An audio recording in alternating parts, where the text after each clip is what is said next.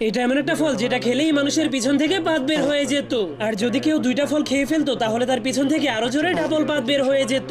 আর তিনটা ফল খেলেই মানুষেরা পাদের রকেটে পরিণত হয়ে যেত। এটা দেখার পরেই ভালুক সিদ্ধান্ত নেয় সে একসঙ্গেই 50টা ফল খেয়ে ফেলবে। যা দেখার পর মোগলি এবং বানর অনেক ভয় পেয়ে তাকে এমনটা করতে মানা করে, কিন্তু সে কারো কথা না শুনে সবগুলো ফলকে খেয়ে ফেলার কারণে তার পেটটা অনেক জোরে জোরে গড়গড় করতে শুরু করে দেয়। যার কারণে সে হঠাৎ করে এতটাই ভয়ঙ্কর ভাবে পাত মারে যে তার পাদের কারণে তাদের নিচের পাহাড়টা ভেঙে তারা তিনজনই অনেক গভীর একটা গর্তের মধ্যে পড়ে যায়।